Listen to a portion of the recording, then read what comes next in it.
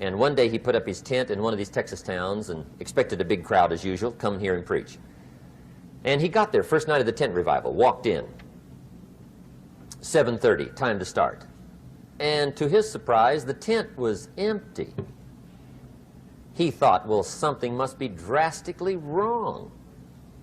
So he waited till 7:45, nobody showed up. 8 o'clock, zip. Finally, 8:15, one lone cowboy wandered up on his horse, tied his horse up outside, came in, sat down on the front bench, right, waiting for something to happen. The preacher thought, well, at least I better go down and talk to the cowboy. So he walks down, talks to the cowboy, and he says, "Cowboy, I'm the preacher." And he said, "I don't know what to tell you. Something's gone wrong." He said, "This tent was supposed to be full of people." He said, "I'm embarrassed." He said, "You're the only one that showed up." And he said, "I really don't know what to do." And the cowboy said, "Well, I'm not a preacher, so I really can't tell you what to do." You know, he said, "I'm just a cowboy." But he said, "I know this, if I went out to feed my cattle and only one showed up, I'd at least feed it." The preacher thought, hey, the cowboy is right. If you've got a good idea to share, you should share it, if there's 1 or 1,000. So he got kind of inspired by this conversation, and he jumped up on the platform and started to preach, as if the tent was full of people, just exploded. And he went for an hour and 15 minutes, just kept rolling. Finally, he quit. And when he finished, he came down off the platform, talked to the cowboy again. Says, "Well, cowboy, what did you think of my sermon?" And the cowboy said, "Well, I'm not a preacher, so I really can't tell." You know, he said, "I'm just a cowboy." But he said, "I know this, if I went out to feed my cattle and only one showed up, I'd feed it, but I wouldn't dump the whole load on it."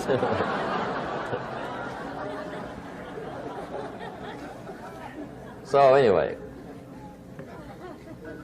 if it seems like we're dumping the whole load tonight, I guess we are. But gosh, everybody's doing well. I'm having a good time. I appreciate the response here tonight. And let's get started. The first one is personal development. Now, in illustrating personal development, Mr. Schoaf, my teacher, started with money. You know, money's not the only place to start in talking personal development, but it's where he started, so let me share the thoughts he shared with me back then. Let me share them with you. Here's the best lesson I can give you on economics. It's very simple. We get paid for bringing value to the marketplace. That's about as simple as I can put economics. We get paid for bringing value to the marketplace. Now, it takes time to bring value to the marketplace. However, we do not get paid for time, so we cross that out. Mistakenly, the man says, "I'm making about $20 for an hour." Not true. If that was true, you could just stay home, right, and have him send your money. So that's not true. We don't get paid for time. We get paid for value brought to the marketplace. Now, since that's true, here's one of the key questions of my talk to you today. Is it possible to become twice as valuable to the marketplace and make twice as much money in the same time? Is that possible? The answer is yes.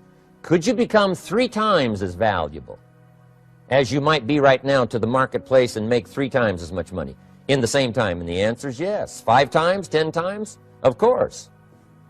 America is unique. It's a ladder to climb. It starts down here, let's say, at $5 an hour, and it keeps going up. Top income last year, $80 million. The guy who runs Coca-Cola. Now, that's a heck of a ladder. That's why everybody wants to come here, right? The boat people are not headed for Vietnam. People haven't plotted and schemed for 50 years saying, if I could just get to Poland, everything would be okay. Not true. Everybody wants to come to America. And the reason is because we've got the best wind ever blowing in our favor. We've got the best economic opportunity anybody's had in 6,500 years. And all you have to do is understand it and take advantage of it. Now, there's some key questions to ask here. Why would the marketplace pay someone only $5 an hour? Very simple answer. They're not very valuable to the marketplace. Now, we must underline to the marketplace. This person might be a very valuable brother, yes. Member of the family, valuable, yes. Valuable member of the church, of course. Valuable citizen of the country, yes. Valuable in the sight of God, no doubt. We're all of equal value in the sight of God. But if you're not very valuable to the marketplace, you don't get much money. You say, well, it shouldn't be that way. Well, then you got to start your own country. You know, this one's been in process for 200 years, and this is the best we've been able to come up with so far. But here's the key. You don't have to stay here. Now, there was a big debate in Congress last year that this $5 was not enough, should be 6, should be 6, should be 6. But we don't need legislation. 6 is already on this ladder. The next step up. You know, if you work for McDonald's, they'll pay you $5 an hour to take out the trash. If you whistle while you take out the trash, they'll pay you $6 an hour. So we don't need that legislation. You just need to take lessons on how to whistle. Have a good attitude. Now, as you begin to climb this ladder, why would the marketplace pay some people $50 an hour? Answer, evidently, they must be more valuable to the marketplace. 10 times more valuable. And is that possible for someone to be 10 times more valuable and earn $50 an hour instead of 5? And the answer is yes. That's what America is all about. Now, why would the marketplace pay some people $500 an hour? Evidently, this person must be much more valuable to the marketplace. That's what's important to understand, to the marketplace. And would the marketplace pay one person $80 million for 1 year's work? And the answer is, of course. If you helped a company make $1 billion, would they pay you $80 million? I'm telling you, it is possible. And that's why America is so exciting. That's why this financial ladder is so exciting. It's possible for all of this to come true for all of you, no matter where you start. As a student in school, just getting started out there in the workplace, this is all possible for you. Now, Mr. Schoaf gave me the clue on how to climb this ladder as high as I wanted to climb. Now, we're talking primarily economics here. There's a lot of other ways to become valuable to your family, valuable to your friends, valuable to the community, valuable to the team, right? Valuable to the team effort, valuable to the concert. But here's what he said to me.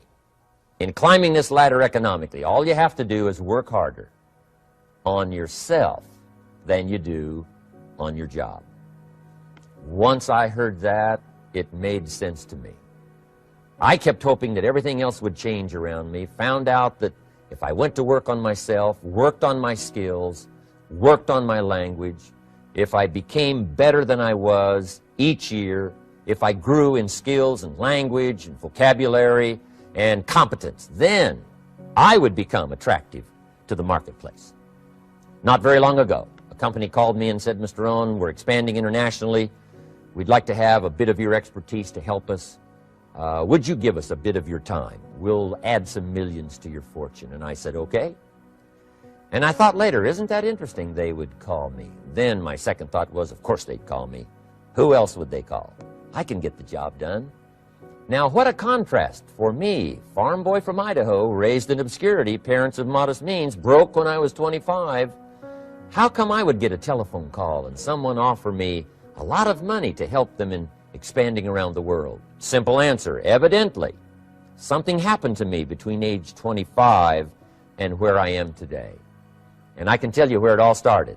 From my teacher, Mr. Schoaf, who said to me, we don't have to change what's going on out there. That's the wind that's blowing. All we have to do is change what's going on in here. And now there's several ways to do that on personal development. And let me give you those ways. Here's the first one. We must learn from personal experience. Pretty simple. Learn from what happens to you. Take a look back over the last few months. Did you make some mistakes? How could you correct those for the future? Take a look back over the last year. Have you done it right or done it wrong? Let's correct it for the next year. Learn from your personal experience. Mr. Schoaf asked me when I first met him, he said, Mr. Rohn, how are you doing? You've been out there now 6 years. And I said, I'm not doing very well. He said, I suggest you not do that anymore. What a simple, swift analysis to my situation. He said, if you keep doing it, the next 6 years will be like the last 6. You don't want that to happen. Let's make the changes. So learn from your personal experience. Now here's number 2, why I came to share this video experience with you today. And that, I call it OPE, other people's experiences. That's me, other people. That's your teacher, other people. That's your friends and colleagues, other people. The people you meet that can pass along to you their experiences, what's happened to them, the mistakes they made, how they corrected them, how they changed their health and changed their bank account and changed their income and changed their future. That's it, other people. Now there's 2 kinds of people to learn from. One is failures. It's too bad failures don't give seminars, right? That would be valuable. Bring your notebook, have them tell you how they lost it all and threw it all away, threw their health away and threw their friendships away and things didn't work out well. That would be valuable. But now then we must also learn from positive, people that have done well. They've got the health, and so we ask them, how did you become so healthy? They've got the skills, so we ask them, how did you become this skillful? They've got the income, so we ask them, how did you get here in such a short period of time? So now here's what's important in personal development. In learning from other people, we learn, number 1, by observation. We learn what we see. We watch people that are successful in what they do. In sports, we watch their disciplines. In business, we watch their disciplines. By observation, what we can see. The reason I created this video was something that you could see someone's experiences translated for you. Second, we learn by what we hear. I've got some of my lectures on cassette tapes, so you know you can take them with you wherever you go and learn by listening. Turn your car into a mobile classroom and listen. And then listen to the sermon on Sunday morning. Listen to the lectures. Listen to the teacher. Listen to someone who's got something good to say.